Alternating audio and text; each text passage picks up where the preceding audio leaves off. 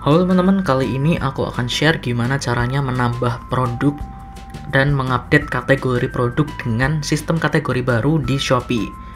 Jadi, per tanggal 28 Juni, Shopee sudah mengupdate kategorinya. Jadi, nanti ada kategori baru dan kategori lama itu sudah dihilangkan nantinya. Nah, kita akan belajar gimana caranya untuk mengupdate dan menambah produk dengan kategori baru ini. Dan ada beberapa perbedaan jika kita ngupdate dengan kategori lama dan kategori baru ini.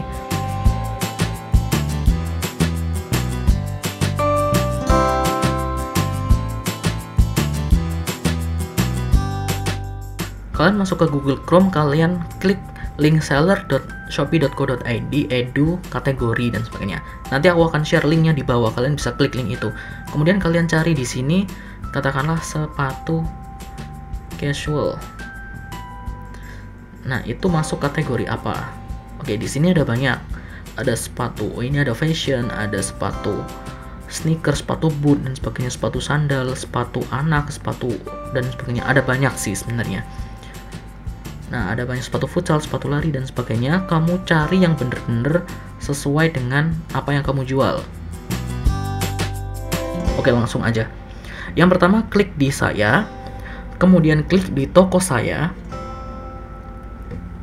kemudian klik di produk saya. Oh ya, ini aku pakai akun yang kosong ya, jadi kalian biar tahu kalau misalnya kalian itu baru mulai, itu kayak gimana nambah produknya. Nah, klik di tambah produk baru. Nah, kemudian di sini ada tambah foto. Kalian bisa pilih fotonya.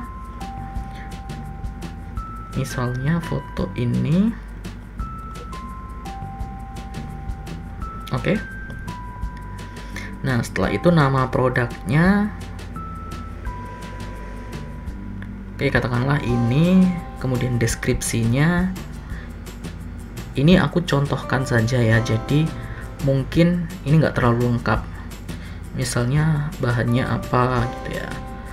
Terus ini ukurannya berapa, warnanya apa, motif dan sebagainya kayak gitu.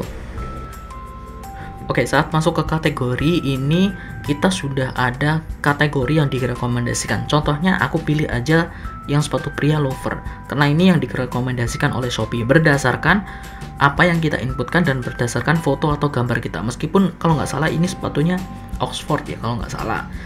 Nah, kalian harus sesuaikan kategorinya sesuai dengan yang benar-benar ingin kalian jual. Misalnya nih, oh ternyata itu bukan loafer, ternyata itu adalah Oxford katakanlah. Ya udah, kalian cari yang Oxford. Misalnya ini Oxford. Gitu, oke. Kemudian setelah itu, apakah ini produk berbahaya? Tentunya tidak. Kemudian yang kedua adalah merek. Jadi di sini kita wajib untuk mengatur atau menambahkan merek. Nah, ini mereknya apa? Kalau tadi itu kalau nggak salah Hugo. Jadi kita klik. Kemudian kita cari search di kanan itu. Kita pilih Hugo. Tidak ada. Kalau misalkan tidak ada, kita klik tambah merek baru. Oke. Nah, kemudian kita ketikkan nama mereknya Hugo. Kayak gini. Kemudian kita contohkan gambar produknya, gambar produk yang sudah kita masukkan tadi.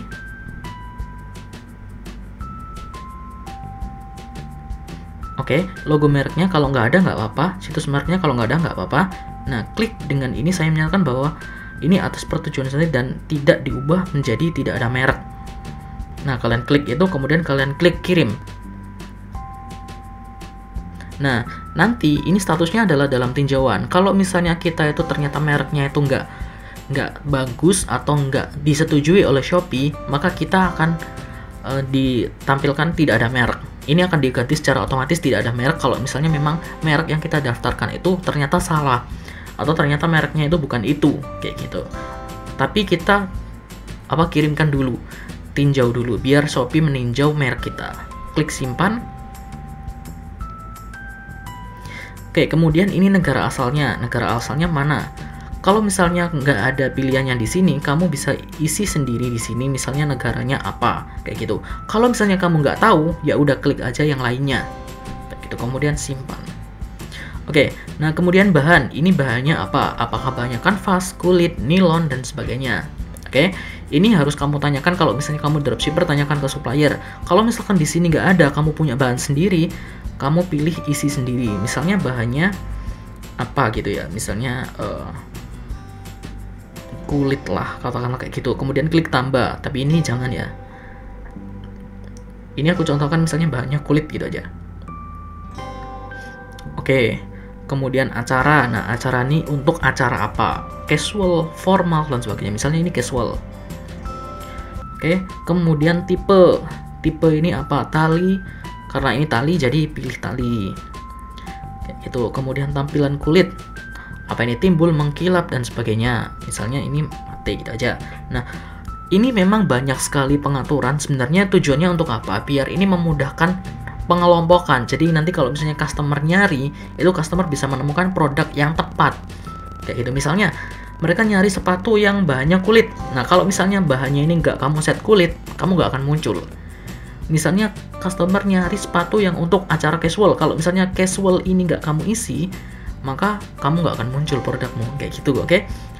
Kemudian jenis kulit, pastikan ini diisi semua ya. Misalnya kulit sapi. Atau gini deh, aku contohkan biar cepat. Ini ada yang tanda bintang-bintang merah itu wajib diisi. Yang lainnya itu nggak wajib. Tapi kalau misalnya kamu ingin biar produkmu ini tampil atau kemungkinannya itu tampil muncul di hasil pencariannya customer, maka aku sarankan kamu isi semua. Oke. Nah, yang paling penting yang ada di bawah ini. Yang pertama yaitu ukuran per produk. Ukuran per produk ini maksudnya adalah ukuran produknya. Oke. Ukuran produknya, bukan ukuran packagingnya ya. Ukuran produknya. Katakanlah kita jualan ini deh, kita pilih yang gram. Berapa gram? Misalnya 200 gram. Katakanlah kayak gitu. Atau kita jualnya sepatu itu box. Jadi per box, satu box. Kayak gitu. Itu nggak masalah. Karena ini itu sebenarnya cuman informasi doang. Oke. Nah, untuk perhitungannya, ongkos kirimnya nanti itu ada di bagian ongkos kirim. Tapi nanti kita set harga dulu. Misalnya ini harganya adalah 250.000. Stoknya kita misalnya isi 25 katakanlah. Variasi kalau misalnya ada variasi, kalau enggak ya nggak usah, nggak apa-apa. Nah, kemudian grosir, ini untuk harga grosir. Kalau misalnya pembeli beli banyak, itu harga grosir atau enggak, aku lewati aja. Kemudian, nah ini yang penting ya, ongkos kirim. Berat atau ukuran. Nah, yang pertama yaitu berat produk. Kira-kira berat produknya berapa? Untuk ini ya, untuk seluruh packaging ya, bukan hanya sepatunya doang. Jadi termasuk boxnya, termasuk dengan bubble wrap-nya misalnya, termasuk dengan pembungkusnya, pokoknya yang dibungkus setelah jadi sebelum dikirim ke ekspedisi, itu beratnya berapa. Misalnya adalah 50 atau 500 gram. Nah, ini lebar paketnya. Kayak lebar paketnya berapa? Misalnya 200 atau kepanjangan ya 200 ya. Misalnya 50 kali 20 katakanlah kayak gitu. Oh, kebalik. Lebar dulu ini 20 kali 50, tingginya misalkan 12 cm katakanlah kayak gitu. Nah, ini bisa kalian centang JTR tracking atau enggak. Oke, ini kalau nggak salah nanti ada banyak sekali pilihan ekspedisi. Kalau misalnya kalian itu mencentang semuanya ekspedisinya, berarti kalian akan mengirimkan produk dengan semua ekspedisi itu. Memungkinkan. Oke, kita klik di JTR, simpan aja. Oke, ini kondisi baru, ini pre-order, kemudian kalian bisa share ke Twitter sama Facebook. Nah, setelah itu kalian ada dua pilihan, simpan atau tampilkan. Kalau aku langsung aja tampilkan. Oke, nah ini berarti produk kalian sudah ditampilkan di Shopee-nya. Untuk mengubah kategorinya, kalau misalnya kalian ini ini adalah produk kalian yang lama, kalian ingin mengubah kategorinya, kalian tinggal klik di ubah. Nah, kemudian kalian pilih kategorinya apa, dan kalian harus mengisi atribut-atribut yang bertanda bintang merah. Oke, itu wajib diisi. Mungkin sebelumnya nggak ada, tapi sekarang itu ada. Jadi kalian wajib mengisi itu. Tapi jangan khawatir, informasi terbaru yang aku dapatkan ternyata semua kategori kemudian atribut itu nanti akan diisi secara otomatis oleh pihak Shopee sendiri, oleh sistemnya Shopee. Kita sebagai penjual itu tinggal ngecek saja apakah kategorinya benar masuk ke situ, apakah atributnya benar, apakah namanya benar, apakah mereknya benar, katakan kayak gitu. Kita cuman cek saja. Karena itu jangan khawatir bagi teman-teman yang sudah punya banyak sekali produk, mungkin ratusan bahkan ribuan produk di Shopee, kalian nggak perlu ngupdate satu-satu, kalian cuman perlu ngecek aja misalnya per kategori at least satu lah. Misalnya kalian jualan sepatu, kayak tadi sepatu casual, kalian cek aja satu sepatu casual, bener nggak itu sepatunya kayak gitu, kategorinya bener nggak, mereknya bener nggak, bahannya bener nggak, kayak gitu. Kalian cuma ngecek aja, kemudian klik update kalau misalnya sudah yakin, atau kalau misalkan nggak yakin kalian bisa ubah di bagian ini. Kalian tinggal klik aja kemudian kalian ubah kayak gitu. Tapi cuma satu aja. Karena aku yakin sistemnya Shopee sudah berusaha keras untuk mengubah kategorinya biar kalian nggak terlalu susah. Oke, itu tadi teman-teman gimana caranya untuk update atau tambah produk baru dengan kategori baru di Shopee. Jadi kalian nggak perlu bingung lagi, karena yang update kategori untuk produk lama ya, yang update kategori itu sistemnya Shopee.